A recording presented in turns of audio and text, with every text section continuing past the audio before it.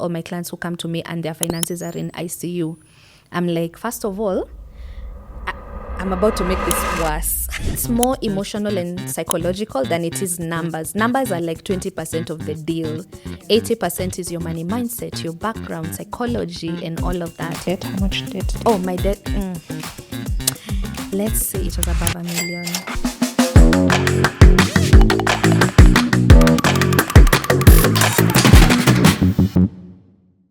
I have struggled with skin concerns of my own. I used to have pretty bad acne, believe it or not, and we're gonna add some pictures here so that you can see.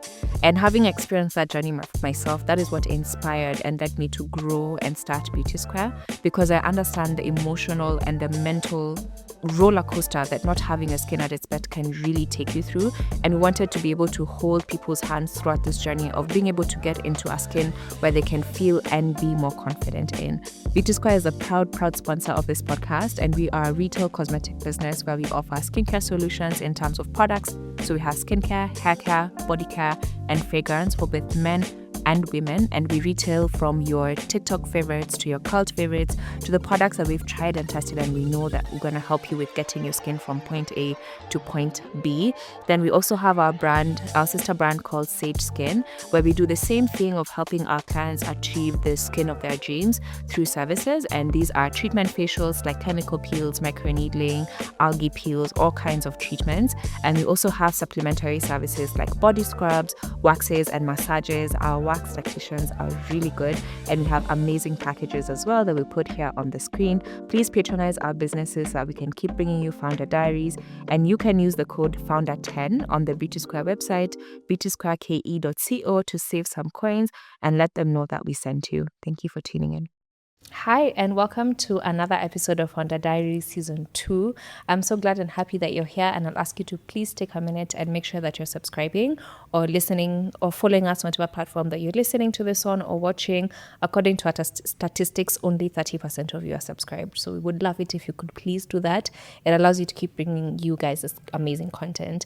Today's guest is Susan. I'm going to let her introduce herself, and I'm really excited to have her on. I have a lot of questions for you. So go ahead and introduce yourself. Hi, everyone. I'm very, very happy to be here. First of all, thank you so much, Yvonne, for having me. I'm Susan Wanjiku. I'm the founder of the Legacy Hub Kenya, which is your one-stop platform for all things personal finance coaching. And what we do there is just make sure that, or rather our mission is to make financial literacy simple, accessible, and personalized. Like we want anyone, a non-finance person especially, who feels like money is too jargony or finance and investing is too jargony. We want you to feel like, Allah, I can do this. Yeah. So we just want to simplify that for you and to make everyone be a money guru. Yeah. Love it. Yeah.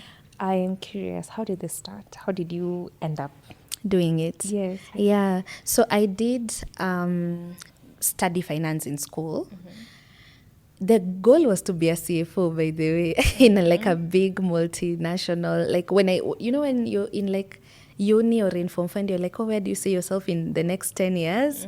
I would say I want to be a CFO. So I always knew I was going to do something around money, or rather finance, because since I was a child, that's the thing I was most exposed to because of what my mother used to do. I'm the daughter of a shopkeeper. So from a very, very young age, maybe like around class 6, my mom could go all the way to Shags and leave me at the shop. Like I would know how much is profit. We had like 2 boxes because that time cash was really used. I think post-COVID we stopped using cash.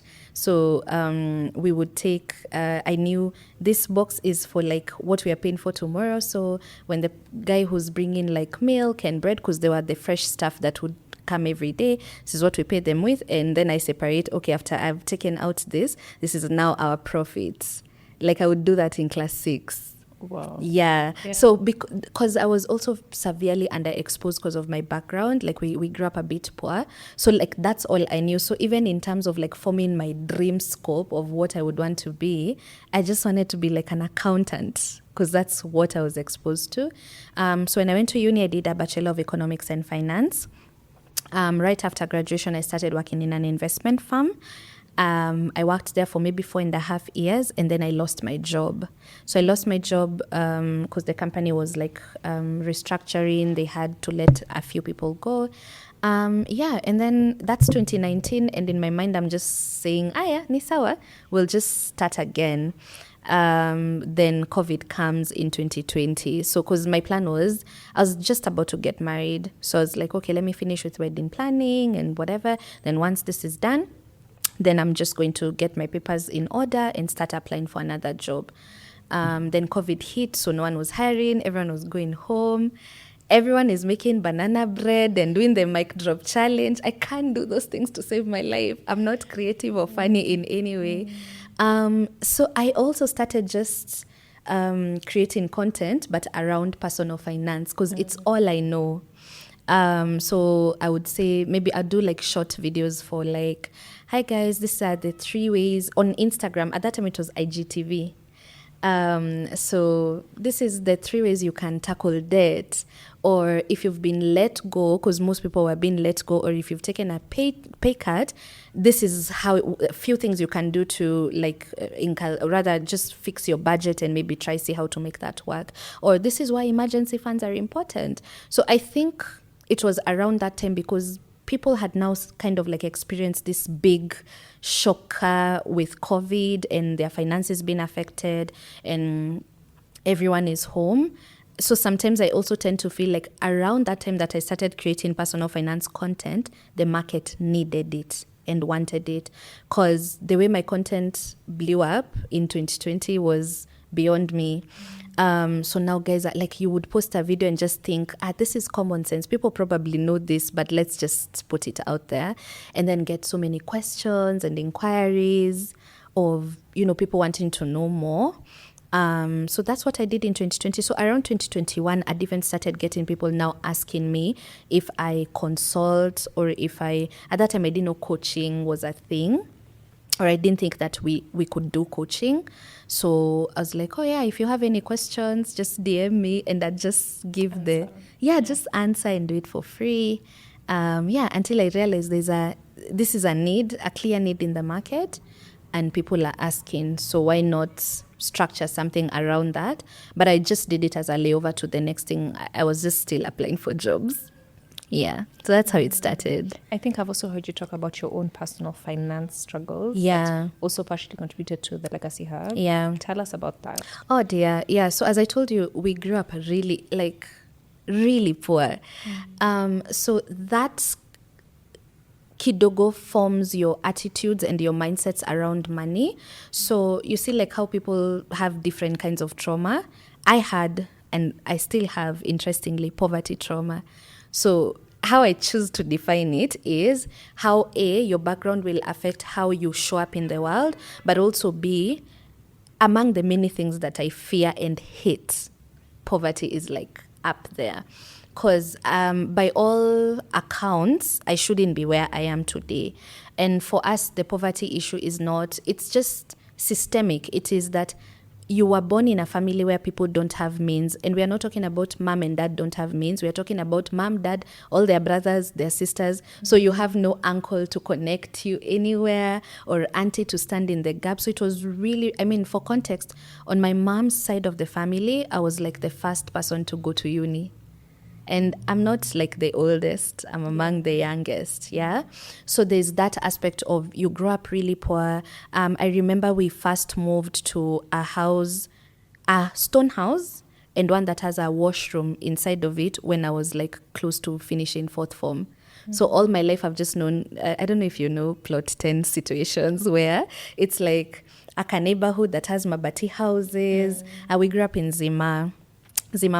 So you all have these mabati houses, and it's single house, and then a common bathroom, and chore and whatever. And obviously because of that kind of like state of growing up, it's so funny now that I talk about it, because I remember my younger brother used to come man the toilet door when I'm going to shower, like outside, because you understand now in that kind of a scenario, you're not even sure your girl is safe. Yeah. So it's funny right now to me because I was the older sibling and I was the one being protected. Like, baby, hang on. And his kadogo, mom has just told him, yo, just go stand there. Yeah. Just in case anyone tries anything, because sometimes it's so early. It's 5:30, you're showering to go to school. Yeah. So it's dark. Sometimes the landlord has not fixed a bulb, so you're using a tar or a torch. Like, it was just that kind of a scenario. So for me, I think my out was education. So I think even when I was in school, that's what I'm calling the trauma. Like, I knew in this setting here, I don't have anything else going on for me. I just have my brain. So you see, kitambo, when our parents would tell us, go to school, work hard and get a good job. Like, for me, that's all I had. I didn't have like help or support or whatever. And even at the back of your mind, you're also knowing that it comes natural to you. So you're also saying, hey, I need to do well. I need to get a good job eventually so that I can take my family out of this situation. So you've already inherited black tax without actually even earning. So your entire drive in life is to come out of that situation. So all through the guys who went to school, there's a video I also did there that time, and my schoolmates from Roysambu Primary were like, hey, nakumbuka, this girl, she used to be number one all along. Like, I think they used to think it's just because I'm smart, but I didn't have another option. So all through primary, I was number one in all the streams. Like, I was just going for it because I'm like, I need to have something. So I went to school. In high school, also really did well. I was an A student. Then I went to uni. So for me, my out was, I really need to get good grades. I get a good job. And then I get my family out of this situation. So the job did come. And I remember I was earning when I joined the investment firm, I was paid 20,000 as an intern. Yvonne, that was huge money for me. I don't even think I can explain to you how huge. I'd never gotten that kind of amount of money. And then, because you've not experienced money, you're thinking 20K is a lot. So you're making plans.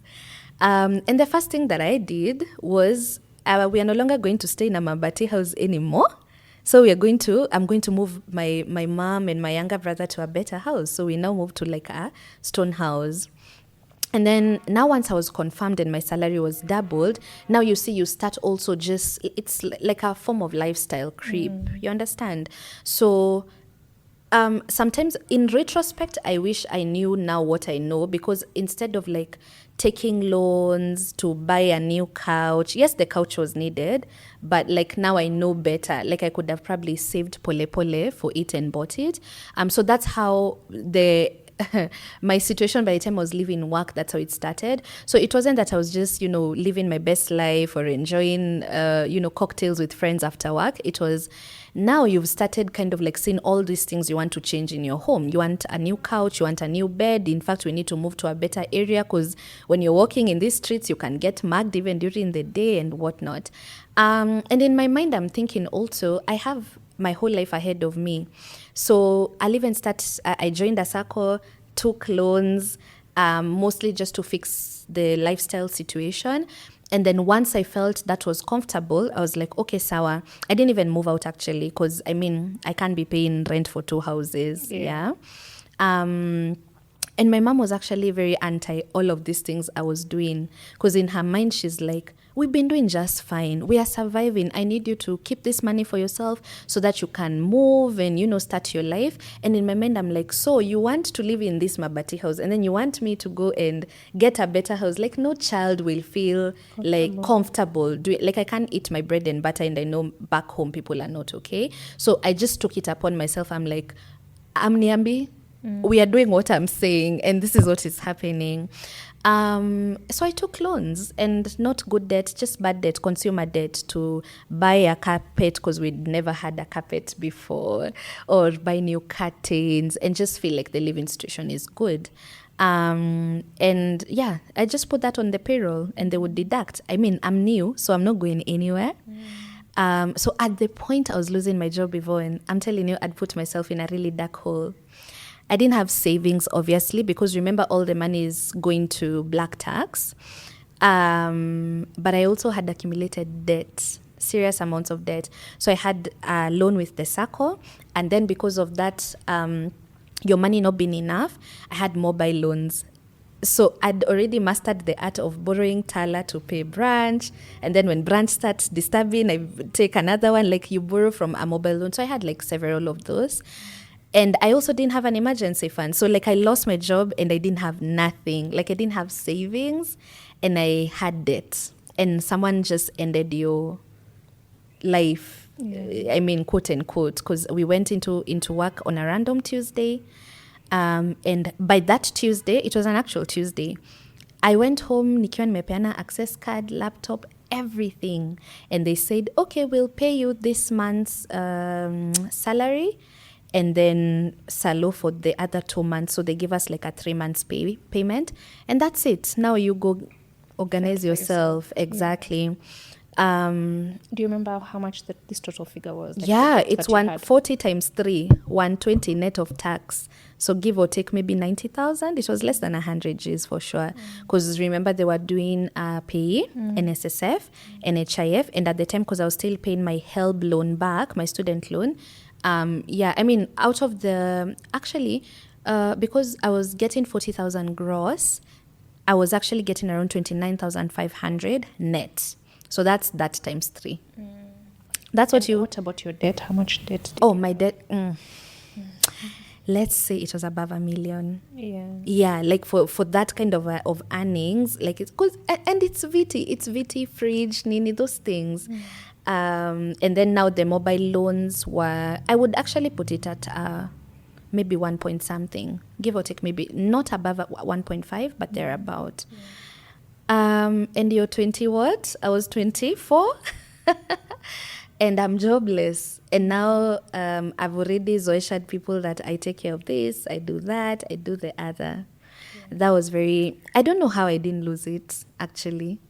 So what did you do after the 3rd month? Like who's paying rent? Who's buying food? So one of the things that I did, so other than, remember, we didn't also go to a very expensive house. So we were living in a house for like what? It was a 1-bedroom in Zimmerman. So that's give or take maybe 15,000, 12 to 15,000. So I also liquidated the pension fund because they would give us a pension, an employee pension that wasn't NSSF. But remember, they can only give you, the way most organizations work, they pay you, maybe they deduct you 4,000 and then they contribute 4,000 for you. So if you ever want to liquidate that pension, you can only liquidate the 50% that was your contribution, but you can't liquidate the other 50% that was the employer's contribution. So I used that. And then the beauty with me, and this is something I've always accredited as a strength, I think either because of my upbringing and what I've seen in life, I obviously, like, I took my proper 1 week to cry and hate life and God, but like I also don't dwell, like I'm a problem solver. So in my mind, I was like, you know what? Not that I knew COVID was coming or anything, but I was like, I only have 3 months. That's what I know. Out of what I have, I can only maintain 3 months. So from here, what next? Exactly. So there was a neighbor of mine that used to live upstairs, and like I'd see this guy, like you're paying rent, you're comfortable, but he never leaves the house. So this day we are just chatting because now I'm idling, I'm home. Then I was asking him one day at the stairs, like, unafanyanga nini? What do you do for a living and stuff like that? Then I was like, oh, I do online writing. So I was like, show me what that is. And it's like, there are people who have accounts and whatnot. So he showed me Fiverr and Upwork. And then I tried bidding, but I couldn't get jobs because you need to have a portfolio. So I've never done online writing before. So I don't have a portfolio. So he connected me to a babe that would give him writing jobs. But then she was paying 200 bob per page. So if you write, 200 shillings. If you write 2 pages, you get 400 shillings. If you write, so on a bad month, so I just started immediately. Like I was like, just give me whatever. Like if you have extra, give me. So there are months I'd make like 5K. There are months I'd make maybe 15K, just depending on what's available. Yeah. And you work at night mostly because the jobs are coming from abroad and then feedback needs to be given and all of that. So most online writers actually work at night, and then like during the day you're lying. During the day is when I was creating content for personal finance. This girl is in debt. And she's trying to come out of it. So that's how I was managing. I put my degree down because I was like, no one at this point now, COVID had already checked in. Yeah. I know no one is hiring and all of that. So that's how I survived. I was like online. There's the savings that I had that pushed me, maybe not savings, but the pension that I liquidated. It pushed me a bit. and then the online writing jobs. And then I got married. That's a plan. Okay, I'm joking. But yeah, so I got married. So after I got married, my worry was my mom back at home and not my own upkeep or like how I was. My husband did an amazing job shielding me that like all the months before the Legacy Hub took shape, he just took care of me and my needs. So at that particular point, then I kind of like relaxed a little bit. And the biggest worry I had was not like day-to-day rent, maybe food, shelter. It was the debt now, like coming out of the loans and all, because that's a me problem. Yeah. So that's how it started, or rather that's how I maneuvered around that season. Okay. Yeah. Thank you for tuning into this episode. Let's take a minute to please listen to a word from our sponsors.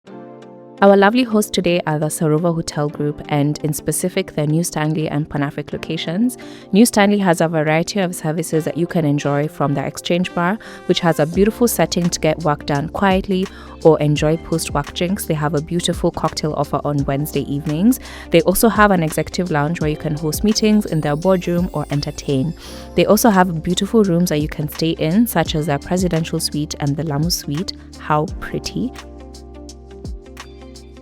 How can I forget about the Valley? That's my favorite part about it, given that it's in CBD.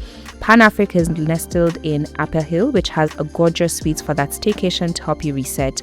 Let's be honest, as founders and business owners, we're constantly overworking and could honestly always use that break. Now, what's unique about Pan-Afric is that they also have a wing that's entirely dedicated just for women and has beautiful feminine touches to make you feel even more at home. You can also enjoy services from their wellness center, such as the spa, gym, and pool. I have to add that the hospitality is truly unmatched, so the next time you need to book an in-city getaway or host a meeting, think of Sarova. So this is how many years down from 2020. So like it's We're turning talking 6 this year. Yeah. I'm curious to hear what are some misconceptions you had in the beginning when you were starting versus how things actually turned out to be, especially with the running the business part of things. Yeah. I think for me, the biggest misconception I had is that you just start, like as long as you're talented and you know how to do the thing, it's almost automatic that the business will grow. Let me tell you, the level of investing I've had to it, like I feel like I can sing, I can dance, I can sell clothes, I can model clothes or whatever, I can sell skincare like yourself. There's that, and I think a lot of people know how to do that. But they do not know how to, like, not every passion, hobby, gift can be turned into a business. There's the aspect of I'm really good at this thing, but then there's now, do I know how to do this thing as a business? Because the ball game completely shifts. So for example, with myself, I know finance. What do I know about coaching? What do I know about running a coaching business? What do I know about what kind of exposure that gives me legally? I'm telling people, do this with your money. Put it in this money market fund, or buy a bond with this amount, or put your budget like this. What do I know about those things? So over the years, I've had to heavily invest money, time, and resources to hire help, not even just for the business, but to be trained. Like, for example, taxes, accounting for the business. I'm in finance. And this is why I tell people, I think if anyone out there knows something you do not know, just get help. Pay someone for it. Because I'm in finance and I cannot do accounting to save my life. Because the category of finance that I know and understand is the financial markets. But I don't know anything about accounting. And I'm in finance. You understand? Yeah. So I think that's the biggest myth. Just two things. Just because you like to do something does not mean it can be turned into like a business. Some things are just supposed to be left as hobbies or as passion projects or stuff that you do just to make yourself happy. There has got to be that aspect of, is there a need? Is there an actual need in the market, and does this business model make sense? And the second thing now is, just because I'm good at doing the deed does not mean that the business will prosper, because business prospers because of so many different things, like, what's the offer? Is the market open to this offer? Do people want this thing? How are you pricing? People could want it, but are you pricing enough to pay yourself, to pay your bills, to sustain the business? So for me, I think that's the biggest thing I've learned over the past 6 years, that, hey, being good at the thing, the actual, let's say what you would ideally be doing on a day-to-day basis as the business owner, doesn't always equate to profitability. Like, you could be the best dancer in the world and be broke. Well, that you've touched on. Yeah. Especially since you're in the service industry, Yeah. it's a lot trickier to Price. I guess, to price and come to this tangible figure of this is what my cost is and how much profit I would like to make. So I'm curious to hear your thought pattern, but also your experience and our advice on how to go about pricing, especially now in the service business. Yeah. And I think can also give people a bit more insight on how you monetize in your business, because not everyone might be familiar with it. So what are the different services that you have, and how do you monetize, and what was your journey with pricing? Yeah, I love that question. The other day I met a lady who was among the first clients when I now decided, okay, we'll do this coaching thing like actively in 2021, or rather maybe towards the end of 2020. I used to charge 1,000, Bob, for a consultation session, a 2-hour consultation 2 hours. session on Zoom. See, everyone is home. Me, when I'm thinking about it, when I started, I'm not thinking, you're moving from zero. So in your mind, you're like, okay, so that means if I do 3 clients, that's 3 Gs. That's how I was calculating it. And then, so in a month, if I do it like 5 days a week or 4 days a week, 3 clients. So you're doing the math, you're thinking, this makes sense. And now Was it from a thinking of, let me just at least replace my salary? No, I wasn't even thinking like that. I was just thinking, and that's the thing. I feel like when you're starting, where your money mindset is everything. Because I was operating from scarcity. I'd never allowed my mind to go to thinking abundantly. I'd never allowed my mind to go to, what is the value of this thing you're actually doing for people? Because there's no one who's coming to you for investment advice unless they do have money to invest. I wasn't thinking like that. I was thinking, I need to pay for my life today.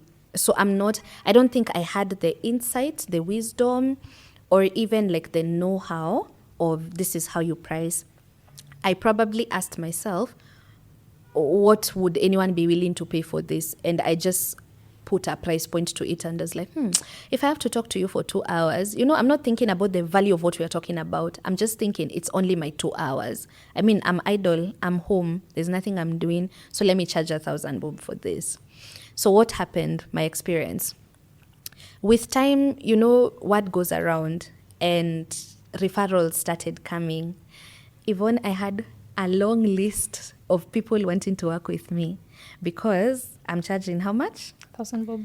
And their friend has told them that this service is so valuable. Like, I was given a budget, I knew how to do the budget, and then she gave me like 5 recommendations of where to invest money. And then she even, like, the class was supposed to end at 2, it ended at 3. She gave me like an additional 1 hour.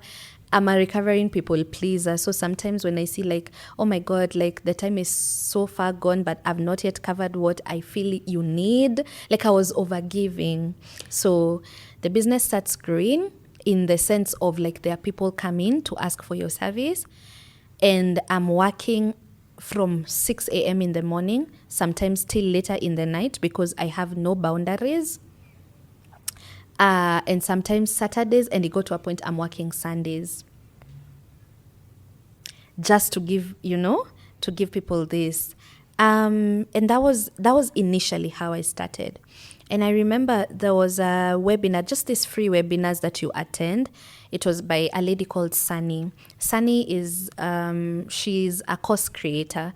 She's not based in Kenya, but she does like YouTube videos, very nice YouTube videos about like how to price, especially if you're like in the coaching business or stuff like that. So I think also as someone who was severely underexposed, and that's why I love podcasts like what we do, because it's those things that started kind of like waking me up to the reality of I'm probably not pricing the right way, or there's a different way to do this.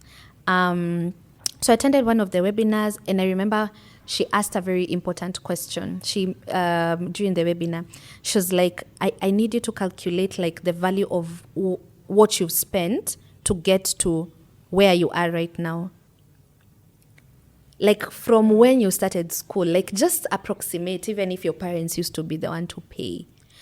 Like for all the knowledge that you have right now, what does that figure look like?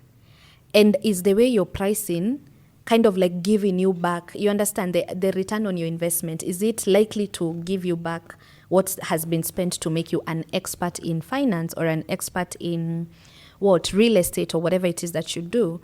And then the second question that she asked is, and with that in mind, what is the value of your 1 hour?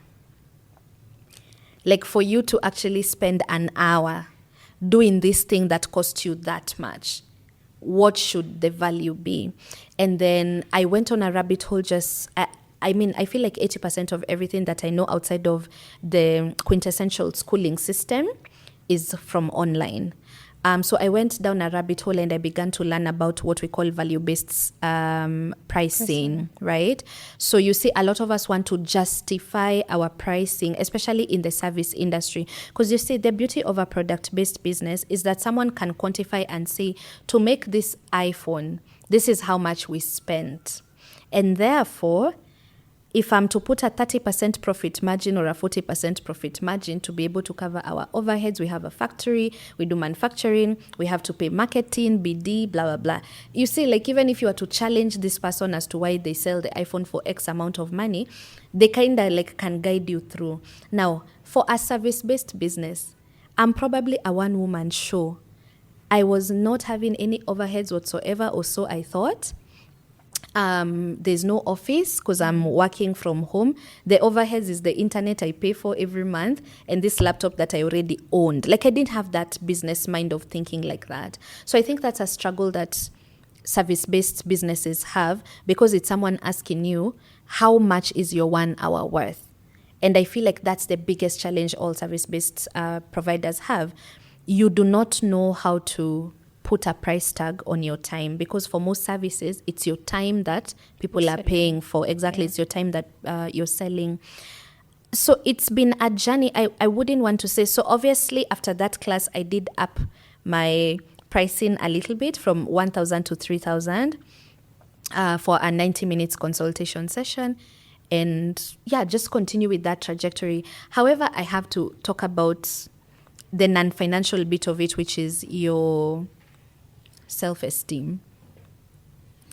Because I don't think we talk about it, but it's a very big contributor to how we price. Yes. I feel like, unfortunately, we price based on how we feel about ourselves and how confident, because as I've grown as a person, as I've continued to invest in myself, as I've continued to value myself, like to put a worth on me as Susan, I feel like I've seen that same effect in terms of how I price my services, because now I have a level of self-respect that maybe I didn't have. I respect my time a little bit more. I now understand the value of it a little bit more. So I feel like it's not something that I tell people, from the word go, you should just price like this. I feel like it is a journey that is more than just understanding business models and understanding pricing. I feel like it's also a personal journey of understanding your worth as a person, healing those broken parts of yourself, whether that's from childhood that tell you you're not worthy. They're not loud. Maybe no one knows you're struggling with it, but you do struggle with it. I feel like it's a journey of working on yourself and working on your self-worth as much as you're learning business models and all of that. Because I know there are people who know they should charge an X amount of money because they've researched and they know that the market value for this thing is X amount. But you don't believe anyone thinks you will pay. Yeah. In fact, you don't think anyone will pay you for it. You think they will pay Yvonne for it. But you don't think they would pay you for it. So you see, at that point, it doesn't matter how many business books you read or how many business podcasts you watch. It's a you issue. It's an internal thing. Yeah. So for me, that's been my journey. Now I just feel like, we are going all the way. So that 1,000 today, it's now how much? 13,500. That's Yeah. what I charge for a 90 minutes consultation. And how often do you review your pricing? I review them annually. Last year it was 10,000. Yeah. Yeah. So this year I added 3,500 because 10% for inflation. I'm also thinking about increased overheads. We changed you have a bigger offices. team. Exactly. I now have a bigger team. So all of those things that, and also I want a better quality of life, because remember, pricing is not just about paying overheads. I think About that, paying yourself. yeah. So the thing I also like to remind myself and also other business, especially for service-based businesses or even product-based, when you're thinking of pricing, you want to consider at least 3 things. That this money is supposed to go back into the business as working capital. That's all most people think about. And then now if you have a team, B, pay a team. And then 3, pay you. That's the one we always forget. We're like, that's not important. I mean, most business people don't even have themselves on payroll. Like, you have a virtual assistant, you have, let's assume you're in the service-based business, you have an executive assistant, you have a videographer, you have, like, there are people you pay, but you don't pay yourself. So in other words, who's this business for? We are running a charity. I think, and the wildest thing for me, and I don't know where it comes from, Yeah. is we start this business to make money. Like, you literally started to like pay rent in your case, or pay your Yeah. debt, and then somewhere along the way, You lose sight of that. sight of the fact that this business is meant to serve you, like, at least secondly, and your clients first and foremost. Yeah. I'm curious, what's one thing you preach but don't practice? Ooh. Leo niko kwa leka limelight. What's the one thing I preach but don't practice? Or maybe you struggle with I doing it struggle to consistently. practice. Yeah. Okay. Yeah, this one. I am very anti black tax that you cannot afford. Because like in my like African children are dying with black tax. It's like you just can't make it. Like you have all these bills and expenses. So I preach against getting yourself in very uncomfortable situations just to pay other adults' bills.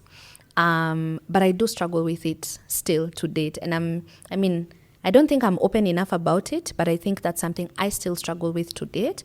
One, because I'm a bleeding heart, I'm working on it. Yeah, mi ukikuja tu na sob story, by the way, I don't know.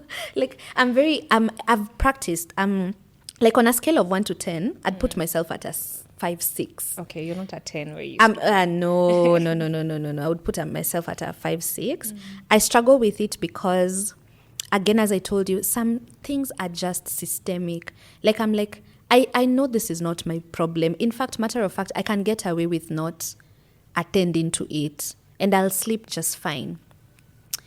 But I guess because when you come from certain places, like, you know that, like, now maybe let's assume if no one struggled with like educating me to the point that, oh, this child now is an A student, they got a job, now they're able to pay for their own bills. I think I remember that young, vulnerable me. And I'm like, I'm looking at maybe a cousin who's young or another, whatever. And I'm just like, Kai, what if I just linger helping out? And maybe this is the one thing that will get them out of this situation. So I just find myself caving, I think, a bit too much. Yeah. So that's something I'm still trying to kind of like maneuver. So my budget line for like black tax on my budget is still higher than what I would want it to be. And you often exceed it. And I often exceed it, exactly, because I'm just like, Kai, like black tax, it can't be planned for. It's like you can't tell everyone, okay, so anyone who wants black tax, tell me on the tell me, so that I plan in advance. Yeah. Exactly. So that's something I preach about it, I think, because I feel so strongly about it. I see the effects because I'm experiencing the effects. Yeah. And I don't think everyone is. I'm an amazing budgeter, by the way. That's a strong, like, for me, discipline with money management is not a struggle of mine. And most people don't have that. Because for me, what now happens is that I'll not get into debt now like before. What I'll do is that I'll put a lot of my own ambitions on pause. You understand? Yeah. Or I will, before I did my locks even, I'd be like, this 5,000, do I make my hair or do I send it? I'd send it, and then I just wash my hair from home and do twisters and just walk around looking homeless. Like, that's what I used to do. Yeah, like now it's like it's different layers of, before it was like I would take loans. Now it is, I'll rationalize why my stuff can wait, and then maybe like do that. So it's a journey, and that's why for me I believe money is very, it's more emotional and psychological than it is numbers. Numbers are like 20% of the deal. 80% is your money mindset, your background, psychology, and all of that. Yeah, so that's something I still really, really struggle with. I'm a big believer that like money is energy. Like what flows out is going to flow back in. Yeah. So it'll flow back in and lots Amen. and lots and lots and lots. Can't wait. Yeah. I'm curious to hear about maybe a client journey experience, especially to encourage someone who's in that position. Maybe someone who've seen go from like their finances are bad, maybe like they're in debt or, you know, they're not earning enough, to being able to flip the script just to encourage someone who might be in a similar situation. Yeah. Oh, I think client 001 is me. Because actually, and this is something I like to tell people, I only teach what I've practiced myself. Because you see, the thing with coaching, it's a very gray area. You know, it's not even like regulated, at least not in most African countries. It's like today, if I decided to start working out, I get my 6-pack, I figure out my nutrition, I could actually wake up tomorrow and just be a nutrition coach and it will work, right? And maybe even some of the strategies I'll teach people will work. So for me, I think I would call myself, I've worked with clients, but I feel like I was in a very, even myself, I think I was in a horrible situation, honestly. It's one thing to be in debt and have an income. At least you can plan around, okay, I have this salary, it comes in every month. So this is how I'll do my budget to allow me to get out of debt. So for me, I was in debt with no savings and with no guaranteed source of income. So there are months that I will earn and there are months I won't earn. So what does that look like? So for me, this is how I got myself out of the situation. The first thing that I did from 2020, I went on what I call a bare bones budget, a necessities only budget. And I always tell people, you know, I do have a spreadsheet for budgeting. There's what we indicate like as our ideal budget, what we would hope. And that entails nice to haves. So the bare bones budget is a brutal budget. It is a budget that only has the things that, even if I didn't have a job and I didn't have an income, these things must be paid for. So for example, whether I have a job or not, rent must be paid. Whether I have a job or not, food must be put on the table. Whether I have a job or not, I can't walk around naked. You understand? If I'm trying to maybe do something with my life, elec is non-negotiable. A source of internet right now is now, you know, kitambo internet was a luxury. Now it's like, how will I prospect for those online jobs, for example? Yeah. So that's the first thing I did. I went on a bare bones budget. And that's what I tell all my clients who come to me and their finances are in ICU. I'm like, first of all, I'm about to make this worse. I know it feels bad that you're in this place, but we are about to make this even worse. So why a necessities only budget? You see, there are only two ways to get out of financial trouble. You either earn more or you reduce what you're spending so that you can remain with a balance to get you out of debt or to start saving, right? And imagine if there's no two ways about it. You either make more or you spend less. Yeah, or try to do both. When your finances are in ICU and one of them takes longer than the other. So spending less is what we recommend immediately and in the short term. But then in the long term, it's not sustainable. So as you're spending less and, you know, cutting your expenses, the idea here is that you're working on something long term to kind of like assist you to eventually start earning more. In my case, online writing was survival. Me with all my big economics degrees. Today I was a doctor. I'm writing about sijui what. The other day I'm in Russia fighting the war. Sijui I'm writing about. It was very interesting though. So my bills didn't care that I didn't have a job. And that's what I always tell my clients. Like we have a very brutal, fast conversations because I'm like, maybe your friends and your family don't know you're going through this. Or even if they do, they don't care enough. Or even if they tell you what I'm trying to tell you right now, you'll think it's with an ulterior motive. Now, because me and you don't have issues and you've come to me as a coach, then I can give you the truth as it is without necessarily filtering it too much. Ndio usaidike, yeah? So that's the first thing. Go on a bare bones budget so that you can first of all retain. Like if you're living paycheck to paycheck, like you earn 10,000 and you spend the entire 10,000, you can live there for 10 years. Like there's no coming out of that cycle. It's a vicious cycle, right? So why a bare bones budget, a necessities only budget allows you to, if I earn 10,000, what would a bare bones budget look like? First of all, in Nairobi, I'm not renting my own place. Let's start there. If I'm earning 10,000, I'm probably living with a family member or with a friend or whatever, because what rent are we paying in this like with this amount, for example? So we try and see what would a bare bones budget look like for this person, one that allows them to retain even if it's 1,000 or 2,000 out of the 10,000. So the strategy, the reason why we go on a bare bones strategy is because we want for you to keep a little bit of the money that you're making instead of spending all of it. So for me, that's what I did. And interestingly, Yvonne, I think about it now. Again, it's just those things that as you're talking, you remember. Do you know I lost so many friends in 2020, 2021, 2022, coming into 2023, because I feel like 2023 is when the trajectory changed for me. And that's because I'm on a bare bones budget. If I have to attend a baby shower, I can't. I turned down being on a wedding lineup for like 2 people. So that friendship already is like rocky. Exactly.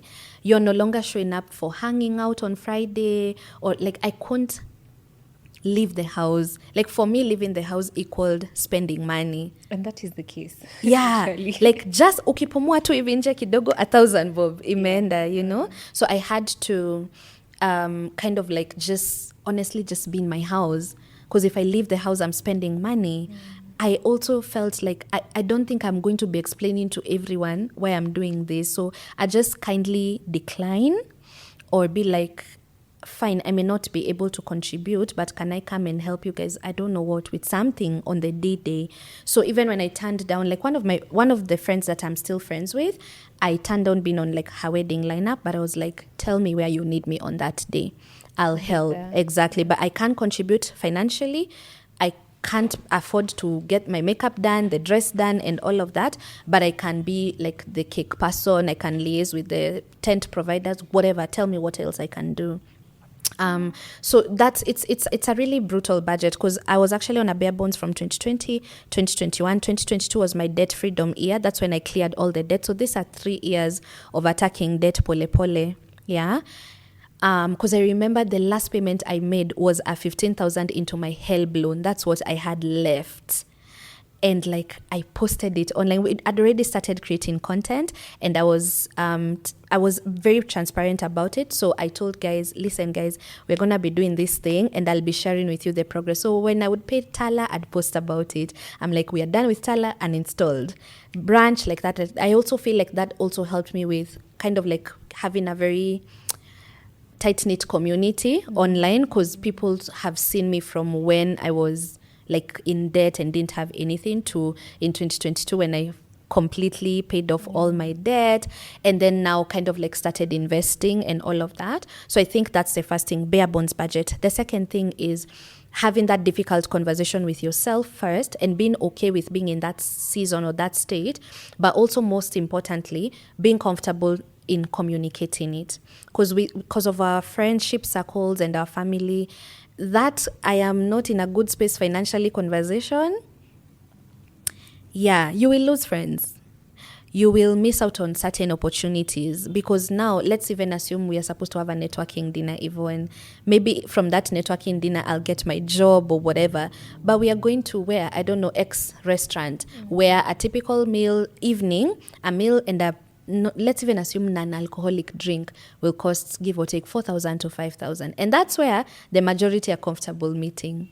I'm either missing out on this or going to Tala to take. So you see those decisions all through 2021 to 2023. That was my life every month. like I had to keep weighing exactly and being like, hey, so will I go back into debt for this thing or will I just forfeit? Yeah. And So I'm curious, the health loan, I'm not aware how it works, but does it come with interest? yeah, it does for every month. So I don't know how it works right now, but then for every month you do not pay, there's a 5,000 bob penalty. And I actually keep telling my clients, but if you're watching us and you have a help loan, please go download your statements. Like go reset the password on the help portal, and then do like an inquiry of your current statement. If you take out your statements, you'll actually notice that there's a place for the loan that was actually given to you. There's a place for interest that naturally would accrue, but then there's also certain rows for penalties for every. So they assume that, you see, as long as it reflects in KRA that you've actually gotten a job or you're getting some sort of earnings. How do they know? Because returns will be filed that are under your KRA number. So automatically help knows you have an income. Exactly. From that point is when the penalties per month start. And that's why you hear, like, for example, someone was given a loan amounting to what, maybe 200,000, and now as we speak, it's at 600. That's just not interest only, because the interest is minimal. Where the problem is the penalties. And that's why for me, like when my clients come, I'm always saying, listen, just do 1,000 bob. Do something, anything, 1,500. Send something every month. And that's what I would do. I started with 1,000, I upped it to 1,500. And then occasionally, because business and the writing jobs are not consistent, the amounts I'd make like a 40,000, especially when I started coaching. I just like, and that's why I was on a bare bones budget, regardless of whether the income was going up, because I still had the debt to deal with. So like I maintained the bare bones budget until I was completely debt free, because it wasn't good debt. All of it was bad debt. Yeah. So you want to check on the help. Yeah? So we've said bare bones budget. Be able to communicate. First of all, be okay with the situation within yourself, because I feel like that makes it easier to communicate it to others. Communicate. And then the other thing is that the moment you just get a little bit more breathing room, start funding a money market fund for your emergencies. So at some point in 2021, I opened a CIC money market fund, and then I started kind of like putting 1,000 bob there too. So yes, I'm still attacking this debt, but I'm also starting to kind of like save a little bit. You know why? You can't just be on a debt freedom journey primarily. What will happen is if you get emergencies, you're going to dig deeper into debt. So you'll constantly be doing that staccato thing. 4 steps back, 4 steps forward, 10 steps backward. So you were paying the debt well, and then something came up. So you see that whole conversation of things always come up. I mean, to date, things always come up. So you want to also, do both. That's what is recommended. Like start attacking your debt while at the same time you're doing a little bit into an emergency fund, which means that even though my emergency fund doesn't have a lot of money, but it has 20K, if I get a 20K emergency, I'm not borrowing, it's taken care of. Yeah. So that's what I would say. If you have very little money, very, very little money, and you're just like, oh my God, where do I start? Kuwekwa CRB ni normal squeeze, I would honestly recommend that you first of all like put aside some savings. Like right now, if anyone asks me whether to prioritize savings or debt, I would prioritize a bit of saving. As I get more breathing room, I now start attacking my debt. Exactly. What did you say are some financial practices that 1, every business should have, and 2, every business owner should have? Yeah. For every person, definitely budgeting. Not in your head. Please don't have a budget in your head. Like that, there's a difference between a budget and a list of bills. A list of bills can be in your head, because obviously everyone knows how much rent is, maybe typical, utilities, food and all of that. But a budget is an intentional spending plan. A budget forces you to look into how much am I actually earning? What are my obligations? What am I dealing with in this season? And therefore, with all these things in mind, what would I want this 40K that I earn or this 100K that I earn to do for me? Do you understand? So it's very it's mindful. It's not survival. Yeah. So that's what I think everyone should have, an actual budget. You can have it on a spreadsheet. I like spreadsheets. All my major life decisions are done on a spreadsheet. But now we have apps, we have budget notebooks that people can actually buy that give you an opportunity to write it down. Just make sure it's documented somewhere and it's not in your head. And then also take time to review it before and after. Before and after. So we actually have a practice. You close your budget for the previous month and you open for the following month. So that's what we call having a payday routine. Actually, I should add that. Other than having a budget, have a payday routine. Because the payday routine forces you to look at, how was my spending last month? Where did I completely lose my mind because it was Valentine's or because it was December?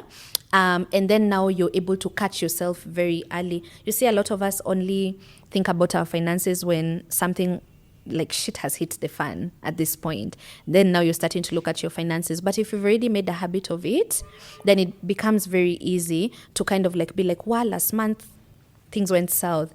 So this month, I'm going to make these changes. You practice that long enough, you become an expert at your own finances. You don't have to be an expert at anyone else's finances, just your own. So that's what I would say for personal, for businesses. Hey, number one, please track your numbers. As in the same manner that in your own personal finances, you know how much rent is and whatnot. I feel like most business people, first of all, you don't even have a system as to like tracking what is coming in.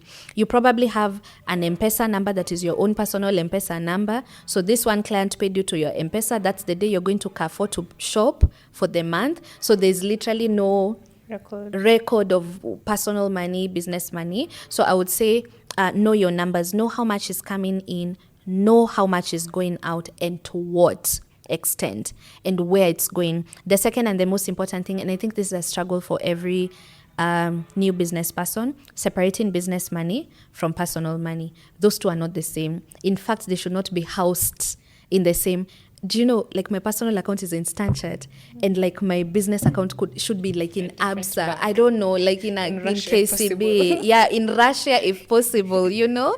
All the way down to, because there are people who tell me, oh, you know, my business, I have to receive M-Pesa payments. That's fine. Just don't receive it in your own M-Pesa lines. We can own 2 SIM cards under the same ID, surely. 5. Or even, 5. Amazing. So get another phone. It could be a Kabambe for all we care, but make sure it is like this specific line receives specifically business money and specifically pays business expenses. You see, that sounds like a very simple thing to do, but I'm telling you, it could solve half the financial problems that business owners have, because you are now able to see how much money the business is making, whether it's profitable or not. Sometimes we say the business is not profitable and you are the drama. Mm-hmm. You're the one that's been taken from the business all along. Like if you had left the business alone, we'd be able to tell. So there's data you'll never really be able to get accurately if there's no clear demarcation of what personal finances are and business finances. And maybe the third habit, please put yourself on payroll. Like you should be the priority.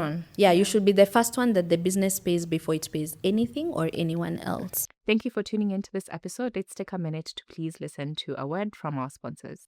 Hands up if you're a business owner who heard about the 18's mandate last year and you were either confused by it, or didn't quite understand it, are hoping it doesn't affect you or that it's going to go away.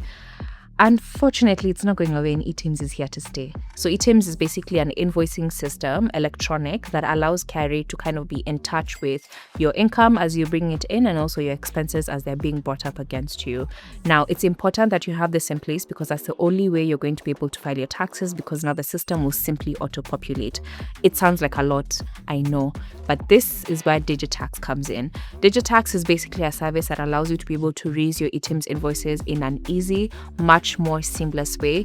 And the best part is they can integrate with an existing platform that you're already using, like UserPoint or Odoo. There's quite a number that we list in the description box. That way, when you're making your sales, you don't have to separately go in and log an eTIMS invoice. It's extremely important that you stay compliant because otherwise it's going to cost you money. Go to digitax.tech to book a demo and look at how the whole thing works. And it's only 10,000 bob per year for an user's profile, and you can have multiple accounts under one. You're welcome. Now I want to shift gears into something a bit more personal. Okay. I'm curious to hear how motherhood changed entrepreneurship for you. Do we have time? Sorry, good. Yeah. I remember being in my pregnancy and postpartum era and desperately searching for content on how business owners are managing during this, like, it's a really tough season, to be honest, and not finding anything. So I'm curious to hear, how did pregnancy and postpartum shift entrepreneurship for you? And now that you're a mother, what has that changed about how you run your business? Yeah. I love that question so much, because listen, hey, every time I meet a business owner who is a woman, I'm just like, we need to salute you, like, cause this is, do you know, okay, this will probably not be, let me not say that, but I mean, let me say it. I stopped watching business advice, like really personal advice about things. Like, I can watch about, like, let's say pricing, whatever, like the macroeconomic level kind of podcasts by men. I can do them, but like, I don't think a man or someone can advise me about time management, for example, like from a podcast and whatnot. I think there's this whole imbalance, not to make it like a gender war or anything, but because I am married and my husband is a very present dad, like, we don't have any issues around like whether he shows up for the child or not, or whether he shows up for the home or not. That's not a struggle I have. But even then, the load leans more heavily on me, just because in early motherhood, sometimes the child will just want the mother, or the needs around this child being taken care of are kind of like just leaning more on you. I guess maybe as they get older, then the demand on your time as a mother maybe reduces. I don't know. I've not gotten there. Maybe you can tell us. Who do you call now when you have a bad day? Who do you call first? Do you know, the other day, I was actually thinking about my mom, and it creeped me out because she had her children, right? Her last born is now 25, living his best life. Why in God's name are we still calling that woman for every small thing? If I'm having a bad day, Yvonne, I'm going to my mom. When my son became, hey, how do people raise these ones? My mom stepped in. When we need to travel, or I need to travel for work, where is the boy going? So she's still parenting. Like, she finished her own share of what, quote unquote, we would refer to as parenting, but she'll parent. I think it's the thing about motherhood that has shocked me since I became a mom. It's forever.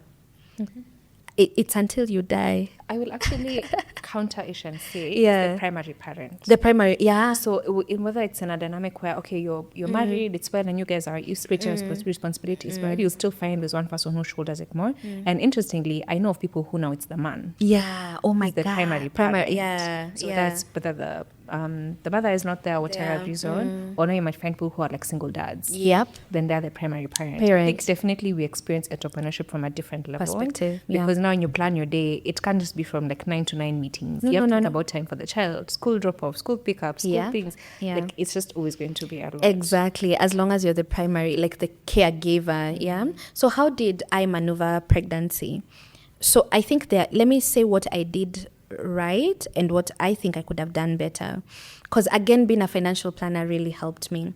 So once I got that positive pregnancy test, excitement, processing emotionally, the first thing that I did, before then, I'd never put aside an emergency fund for my business, ever. I'd never even thought that my business would need an emergency fund. And then I remember asking myself, so at the time, my team was very lean. I had a virtual assistant. I had a digital assistant, the guys, because we sell digital products. So you just want someone handling that.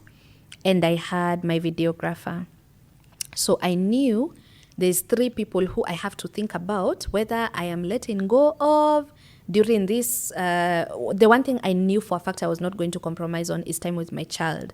So I knew whether I'm employed or not, I will stay home for the at least minimum 3 months that if I were employed, someone would have given me, right? Yeah. Paid mat leave. So I said to myself that, okay, now I'm the employer of Susan. So I'm supposed to figure out how Susan can spend time with her child once the child comes.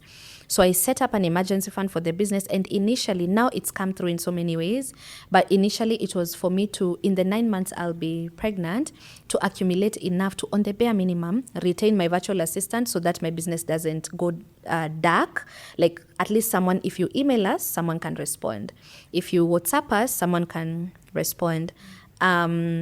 And then at least the digital products would sell because the digital assistant is there to sort out, oh, I bought a budget tracker, I wasn't able to get it, or this course is not loading, or whatever, yeah? So I wanted to, on the bare minimum, I just wanted enough money to keep the team for the 3 months. So by the time, because my baby came a little bit early, so by the time I was, I think when I lock in on something, I really just go for it. So by the time my son came, I had built a 5 months emergency fund for the business. Like, I'd have been able to retain these guys without a dime coming in. Like, I'd have still been able to pay them for those 5 months. That's one of the things I'm proudest of, and that's one of the things now that I tell, like, especially business women who know they want to be mothers, and you know that where your business is at right now, it's heavily reliant on you working. So in other words, if I don't wake up today and show up for work, then the business is not earning. Because at that time, other than the digital products, if I didn't show up to coach, then there's no money coming in. So one of the systems and structures that I always say, like, for me, I tried it out and I think it worked very well for me, because unfortunately my son had some issues, as you know, in early life, and I actually ended up staying home for 7 months. I thought I'd go back to work after 3. I stayed for another 4. Yeah. He's not accepting nannies, he's not accepting the bottle, he's like, it's just all these issues. And then now you're torn between so what to do. So you see those really tough choices for, I'm either gonna, the child will either suffer or my finances will suffer. Like, there's no middle ground here. So I just ended up staying home longer. So that's one of the things that I would say. Have an emergency fund for your business as long as you're a mom. And why I'm saying that has come through now, because my son is still very young. We are not even 2 years yet. The number of times, Yvonne, that I've had to cancel meetings, calls, trainings because we are admitted. Who could have planned for that? We have rotavirus. We're in hospital for 4 days. I'm the one who's with the child there. Some people will understand and they'll be like, okay, coach, we can reschedule. And others will be like, I'm not taking this. Refund me my money. That's just normal day to day. Like, now, everything around how I plan for the business and how I plan for my schedule, it is with the fact that I'm now a mother in mind. So, as I told you earlier on, I was working fully virtual. Even if I did have to meet, like, my VIP clients, who are the people I coach, like, now in person, because I do have some partnerships with some of the restaurants that we have in Nairobi. That's where I would just host the VIPs from. Now this boy is growing. He's starting to run around, enjoying his home. And then you're constantly like, shh, I'm on a Zoom call. Yeah. So you see, that also necessitated a really big expense that I'd never, like, I mean, 70% give or take of my clientele are like Africans in the diaspora.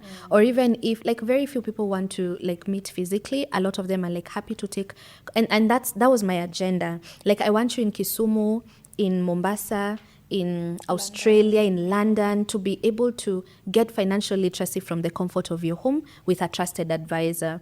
So even the way the business model was from the word go, it's that I don't want you to feel like you need to travel and spend money and fare and come where to the office for you to get coaching. And especially because most of the sessions are, like, it's more than one. Like, we wanted to make that very easy. But then now, there's a boy who's exploring. You can't be, and at some point I was like, I'm just making this child suffer all the time. And they know you're in the house, so now they are constantly at the door waiting for lunch or whenever you'll come out, and it's just a sad affair. So because of that dynamic, now we had to get physical office premises. That's a cost that, I mean, you have to now think about, because you're like, okay, wewe ndo uko mali ufai kukua. This child is in their house. They're ideally supposed to just be growing up, enjoying their life, not being shushed every 2 seconds because you're in a Zoom call and stuff like that. I think it has made me bolder, because I am very fearful of rent. Again, because of that trauma for starting to pay it so early. So I was trying to delay that thing as much as possible. Like by the time I have to now start paying rent for the business and all of that, obviously now that necessitates a few more additions into the team, like a receptionist, someone who's like actively at the office. You see all of those things. So those are changes. So I think in somewhat it's made me spend a bit more on the business, which now, as you know, pricing also now in 2026 had to look different. But on a positive note, I don't think outside of motherhood I would make as bold decisions as I'm making right now. I feel like there's something that just... There's a fire. Yeah. Something clicks somewhere, and you're like, I can do this. What do you mean? Like, it's as though there's no limits to how high you can go. So I think I like and enjoy that about motherhood. I feel like it kind of, as you've said, it lights a fire within you. But definitely how you plan completely changes. And then now I've even now begun, and I think we had a chat about that some other time, and I was telling you, now I really have to think how this business can operate without me, how the dependency on Susan has to reduce or just end, if possible. Like, it needs to be able to run without me. So you see, all these things there are layers and layers into this growth process. So you kind of like just go with it. And this is one thing that I also tell my clients who run businesses. I do believe there's such a thing as scaling too soon or growing too fast. And the question is the sustainability aspect of it. So for me, what I've noticed has worked well for my business is that I make do with what I have until the business requires more. When the business requires more from me, then I invest in more. And then, because I also feel like in the era of social media and everyone opening new branches, new offices, expanding into different countries, especially for service-based businesses, sometimes you're just doing it because of the pressure, or because you're feeling like now people will not view your business with the seriousness that it deserves. I'm very, very huge on the value of what I'm giving, whether I'm giving it through Zoom or whether you came to a fancy office. I think people pay for value, not for aesthetics. Aesthetics help in bringing in people who maybe would not have looked in the direction of my business before had it not been for the aesthetics that attracted them. But at the end of the day, I also believe that client retention is in the value that you give and not in the aesthetics that they experience. Because I also feel like many business people lose, like you started well, but then pressure got to you. You were moving just fine. Like that office in River Road was okay for where you are right now. Are you still delivering the branded T-shirts? Yes. Are companies still hiring you for when they have trainings and activations? Yeah, they are. Does it matter whether I'm printing the T-shirts from River Road or whether I'm printing Riverside or Riverside? Do you understand? So there's that aspect of also just moving at the pace of the business, especially if you're very in tune with what's happening in your business. You'll always know when it's time for the next level. Exactly. I'm curious to hear how you actually, like what you do with the money in the business at the end of the month. So I'll give you a scenario. You've made $1 million this month. Yeah. You've paid rent, employees, everything, including yourself, taxes, You have $300,000 left. What do you do with that money? Because I'm guessing you have months where there's money left over after everything else you've planned for. And I think also just give people an insight into thinking of like what to do with the left, like the profit. I think what a lot of us think intuitively is, let me put it all back in the business, business. But I want to hear what your perspective or your opinion is and what you practically do as for retained earnings. Yeah. So for context, retained earnings, for people who don't know, so we have, let's assume we have a P&L. top to bottom. So on top, you have what your overall revenue is, your sales or whatever we call it revenue in a P&L. So this is the gross amount that my business made. And then you have, if you're in a service product-based business and you do maybe manufacturing, we are probably taking out cost of goods, whatever. That's what should go back into buying back those curtains that you sold that generated this particular X amount of revenue. And then we have now the operational costs of the business, which is the rent, whatever. Now, there's payroll in there already, which means that if you've done it well, you're part of payroll. So you've already been paid whatever it is that the business is ideally. That's what you mean, right? You've already been paid what the business was ideally supposed to pay you as a monthly salary. And then you've calculated taxes and statutories. Those have been paid. And then you have now, after all is said and done, 300,000 is left. So two things I've practically been doing. So the first thing is, again, you remember the three things we talked about? The business should be able to give you working capital, like to pay itself back. It's supposed to pay for its expenses, and then it's supposed to pay you. A fourth thing that I think people ignore is that price that you're setting should also give you potential for growth. So in other words, there's a day I'm going to want to open an additional branch. Or there's this, I believe every business person has like a 10-year strategic plan or a 15-year strategic plan. That 20 bob that you've said you'll be selling that mango for is ideally supposed to be divided amongst, even including the fourth thing. So whether there's expansion plans or whether there is more than that you would want to do for the business. So I feel like part of the money should ideally go towards investing for the business. Right? So this is not money that should be left in your whatever X bank account that is just like, oh, that's not working capital. Working capital, you've already taken it out, or at least you've already restocked the business. I know there are people who do businesses that require constant cash flow because you're like, maybe you need to supply certain goods first, then the client pays.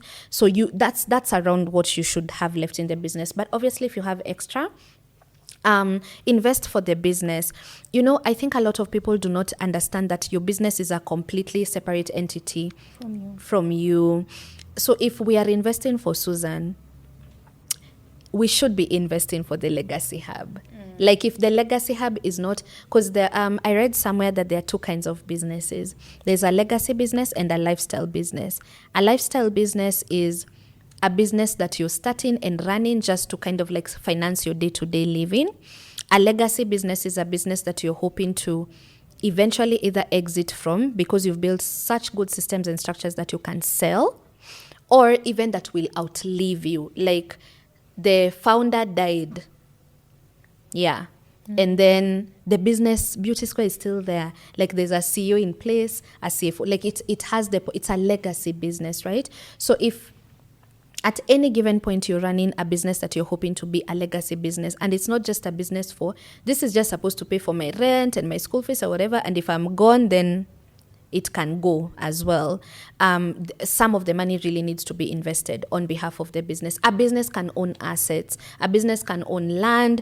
A business can own bonds. A business can be getting even passive income in terms of interest from investments and stuff like that. So that's a practical thing I'm doing. The other thing that I am doing, because I am the damn founder of this thing, I put in the blood, sweat, tears, everything, all the problems, the buck stops at me. I'm going to take the money and invest it for myself. Or like that's something I do. Like after all is said and done and the business has retained earnings. So obviously, please talk to your accountants to know how this should be done. Because the business can actually be paying you stuff like you can structure it in such a way that the business pays you dividends. You can structure it in such a way that you get bonuses as a director or whatever. Like don't just be like, just take the money from the account and whatever. Like there's how these things are structured, and you can just ensure that it's still either way coming to you legally, in a way that doesn't give you unnecessary exposure with your tax regime, regardless of the country that you're watching us from. So it just needs to be done in a strategic way. But if I'm not going to take that money and invest it into the business, I am going to take that money and invest in myself. Heck, I could take a trip with the money, because I also think that, I don't know if you've experienced this, but I've noticed there's this thing for even just how society receives a founder that pays themselves well. It's like I feel like there are some settings where you find that it's almost as though it is frowned upon, that Because you're supposed to be suffering. that What do you the mean you're not owner suffering? ati unajilipa X amount, you get, like, I think it's gotten to us. So it's, no one wants to say, by the way, if there's retained earnings, I've done everything I'm supposed to do. I'm taking the money for myself. Yeah. Because you've glorified this thing of suffering, and then again we forget the whole point of starting the business is to make money for you. Exactly. Yeah. May God deliver us. God help us. Yeah. So now we're going to move into something called the technically segment. Okay. Where I ask you some questions about how you actually run your business. Okay, cool. What is one thing you must do every day? One thing I must do every day. Okay, Kai, like the finance person, okay, honestly, I check bank statements every day at the end of the day. Not so that I can do anything about it, because now my accountant handles that, but just so that I have visibility of what happened in terms of inflows and outflows. That's something I have to do every day. Another thing I have to do every day. So in the era of AI, there's this particular platform called Perplexity. I don't know if you know about Perplexity. So different AI like setups have their strengths and like weaknesses. So you have ChatGPT, Gemini, whatever it is that you like to use. Perplexity is one of those platforms that's really, really good for like the most updated information. I heard someone say it's good for research. For research, exactly. So it could be like data from yesterday even. It's very good like with research and all of that. So one of the things that I have to do every day is to go onto Perplexity and get like the most recent world news on what I do. Finance. Yeah, exactly. On, financial markets, the investment landscape and all of that. I think that keeps me in the know. I like to do that because it keeps me in the know. Because also another thing that I think when you run a business so long, you could easily become complacent in terms of your level of expertness. So if you're not careful, you'll become rusty because things are moving so fast in the world. So that's something I learn daily. Let me just put it like that. Like one thing I have to do every day is I have to learn daily, like what's happening, what's new, what are other people doing in this, in the landscape of, what I do. So I think that's when I have to check accounts. I have to learn daily. Sana on I love Perplexity now because it just kind of like, it picks from whatever it is, how good your prompt is, means that you can get a very nice summary that has all the relevant information of what you need to know that day. Before, now I'm lazy about it, I used to actually have like a nice morning brief with my team, like 5-10 minutes, just checking in. But now with motherhood, I'm coming, what time? And then it's 5 minutes to my first Zoom call. I'm not doing, but that's something I would hope to go back to doing, like a quick, because I don't also have a very big team that like just check in for, because you sometimes you're like, oh, my child is in hospital. Like if I didn't ask, I wouldn't know. Or I mean, maybe they're at work because someone else is handling it, but their child is in hospital. I think I like to know how someone is. It's sometimes not even just checking in because of the business, but just checking in on you so that I also know, who am I getting for work today? Yeah. Like what person, am I getting a worried, distracted, person? So not that I'll do anything about it. I mean, if it's intense, I might just tell you, okay, you can take today off or whatever. But I like to also know the temperature of the room. Exactly. Yeah. What do you wish more people paid attention to? In the workplace or? Generally, it could be business, could be life. What do I wish people paid more attention to? How they are internally every day.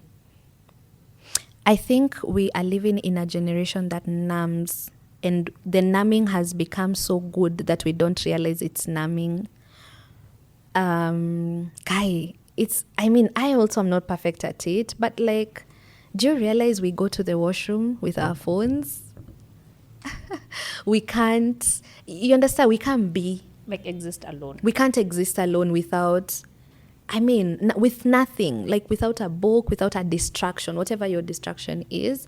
And I think that's really it's messing us up in a way that we don't realize, because we are not in tune with we don't know how we are internally, because we are easily distracted. And the moment you're just starting to feel, that feeling for sijui nasikiaje leo, immediately we have a solution for that. Like there's something in our arsenal of distractions that can sort that feeling out.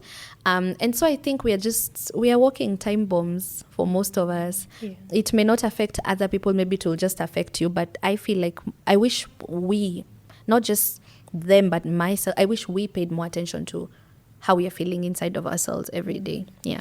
I'm guessing you do like a monthly accounts meeting, whether it's you by yourself or you with the accountant. I'm curious, what are some of the recent decisions you have made from looking at the numbers, or insights you've gotten from looking at the numbers? Other than raising our prices, December was a very hard month for me, because I like to do, so you see like how people do the audits in January, like January, Feb, March, because April will be filing and whatever, at least for companies. I do a mini audit around December, just to kind of like see what my overall, like a snapshot of what's been going on, the things that I can't see at face value. A lot of us think that just because there's money in the bank account for your business, that the business has been profitable. That's cash flow. Hey? Yeah. So December, this past December, I actually sat and did that's the first time I did it not around audit. Because when you're doing it around audit is because you want to pay your statutories, pay tax, file, whatever, and all of that. This time I was just looking at it from the standpoint of, I've done this thing for 4 years now. Is there growth? Am I profitable?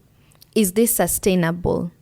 And I remember overall, my profit margin for all my services that I offer was 8%. Yes. 8%. That's what, we did it and we did it 3 times, because I was just like, no, something is wrong. Yeah, and it was 8%. And I was like, you want to tell me everything I've been doing and working for, you want to tell me everything I've worked for is this? This is, and that was very sobering for me. So certain decisions that were made, definitely, and I know this might sound very retrogressive, because it's like you're realizing that you're not making as much as you thought you were, but then now here you are adding on to expenses.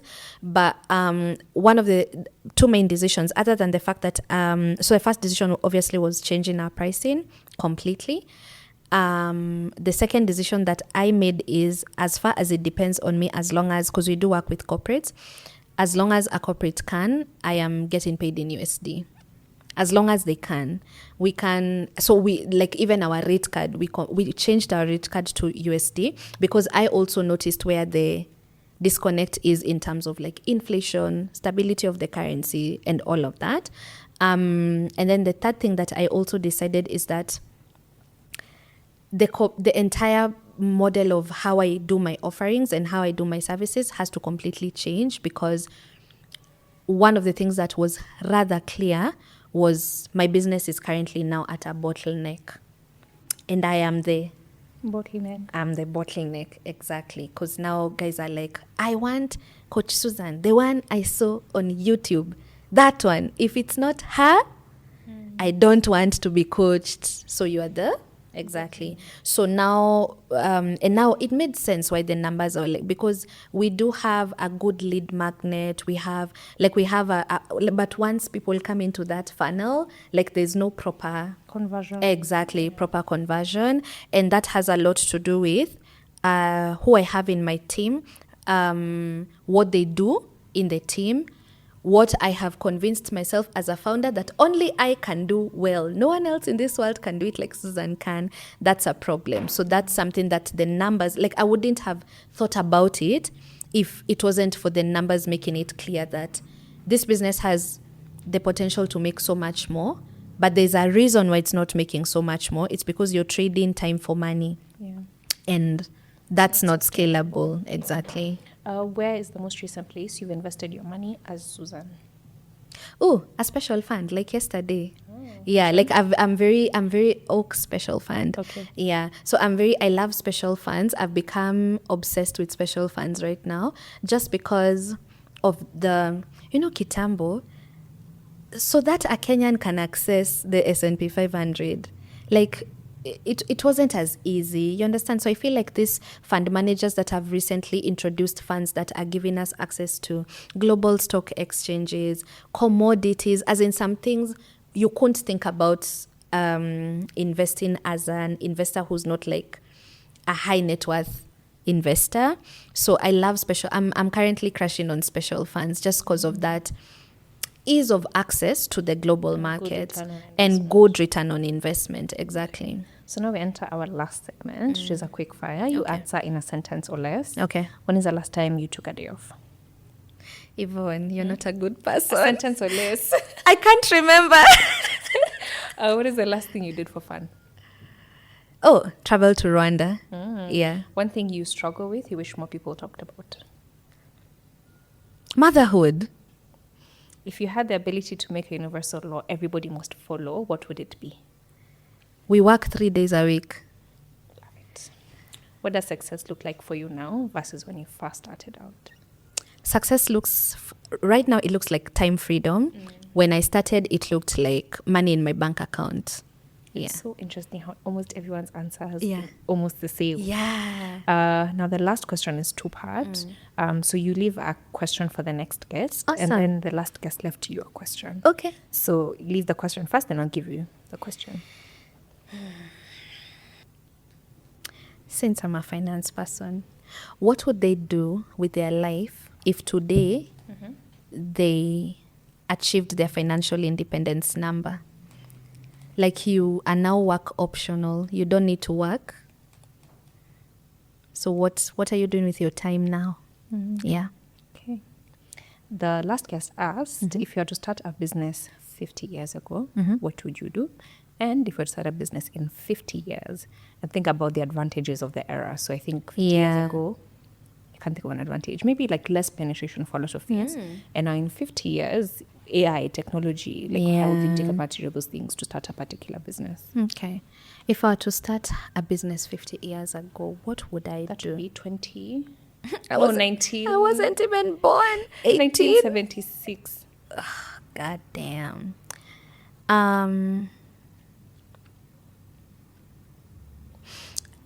I don't know if I have my math right, but if I was to start a business then, like 50 years ago, I probably would be more attuned to like trends in terms of like what happened. Because like, you remember when .com came? I don't know when .com came. The 2000s. Like, you see, like how I would adapt or die. Do you understand? Because I feel like I coach a lot of people, and because sometimes they are people of the older generation, I realize that the ones that are still doing well to date are the ones that kind of like adapted with the new stuff. Because I remember like Kitambo, there was everything was on typewriter, and then now MS-DOS came, and then the guys who never learned MS-DOS did not continue to be secretaries or whatever, because now that's the new way of doing things. And then kidogo computers came, and Microsoft Word came, and it was such a big deal that now people can backspace. Like, when you're typing you have to be accurate. Now in MS Word you can backspace. So if I was to start a business then, like 50 years ago, I think I would be more attuned to like, and more welcoming of like these new scary technologies or these things that are coming up. Because I don't think people who didn't adapt are like, their businesses are alive today. 50 years from now, what would I do? 2076. Wow. I am imagining at this particular point AI is doing everything. So what I would do is to actually start a business that maintains the integrity of real human connection.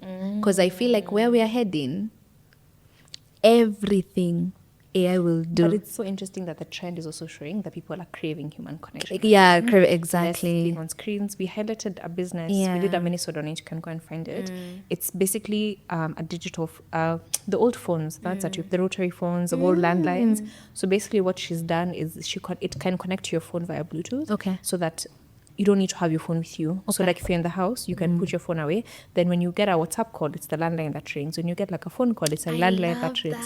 So that way you can detach from your screen entirely, and if somebody has to reach you, they'll call you, and they'll call you on the landline. Yeah. So that's what I would do. I would honestly prioritize a business that maintains that integrity. Because I think it's happening sooner rather than later. Like just losing that entire touch with actual human beings. Because the other day I interacted with someone who has now like a business that's fully like they've heavily invested in AI tools. So the only other human together with their executive assistant that runs the business, and it's a huge business, and everything is done using AI tools. Interesting. Challenge. Thank you so much for coming on to Founder Diaries. Thank you for having me. Plug people how they can find you, how they can be coached by someone from the Legacy Hub and Susan. Yes. I see what you did there. Thank you. So I will leave a link maybe, or you guys can put it up on the screen. My company is called the Legacy Hub Kenya. If you just go onto Google and get the Legacy Hub, or just search the Legacy Hub Kenya, you'll see it's a very pink website. You can tell it's run by a woman. The company is run by a woman. So we have different kinds of packages, which you will find there. We do coaching either virtually, which is preferred, or if you want to also someone to meet you or to train your team or to train your chama, or you guys have this investment group with your friends, or maybe you're just a corporate institution that's looking for someone to empower your staff with financial literacy. That's what you do. On Instagram, I'm Susan Wanjiku. I share amazing content on financial literacy.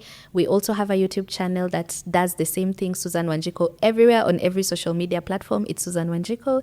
And our company is the Legacy Hub Kenya. So you'll check it out. Okay, great. Thank you so much for coming on. Thank you for tuning in and watching. This is probably the end of season 2. Thank you again for tuning in, and make sure that you're subscribing. If this is the first piece of content you're seeing from us, there's a lot more to go and catch up on, and I will catch you on the next one in a few weeks. Bye.